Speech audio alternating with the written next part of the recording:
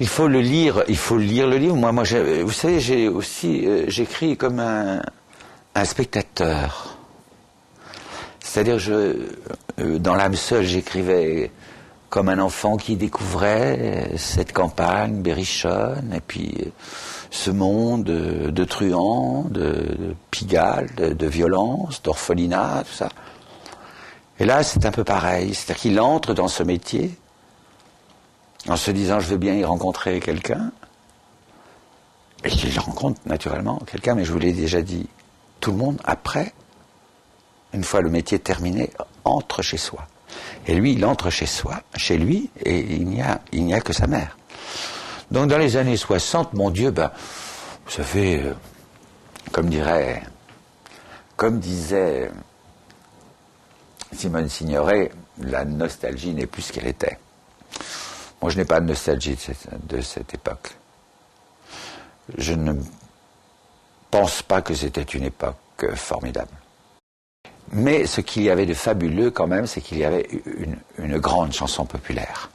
Et populaire, ça veut dire rassemblée.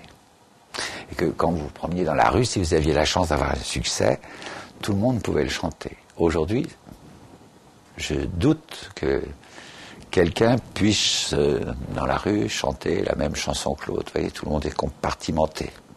C'est qu'autrefois, on voyait des gens de gauche, des gens de droite, avec des enfants sur les épaules, sur les places publiques, amener leurs enfants et chanter les chansons de Michel Thor, de Christophe, de Claude François ou de Jodassin. C'était une chose, c'était très beau. On le chantait à la fête du Parti communiste français, puis le lendemain, on se retrouvait à chanter à la fête, à la foire au jambon, ou sur la place publique, dans le midi, sous les platanes.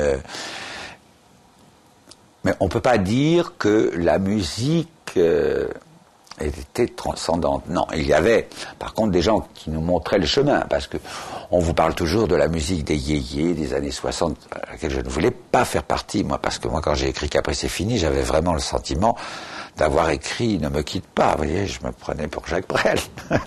J'étais nourri par cette chanson-là. Ce qu'il faut savoir quand même, c'est que la chanson était moins compartimentée, et aussi, on vous parle, je vous dis, des idoles des années 60, mais Ferré, Ferrat, Brel, Brassens étaient aussi des idoles. C'est que dans une discothèque, on pouvait très bien trouver un disque de Dalida ou d'Hervé Villard qui chantait des chansons, disons, légères, et puis le dernier disque de Ferré ou de Ferrat. Et ça, c'était très intéressant. C'est en ça qu'il en reste certainement quelque chose.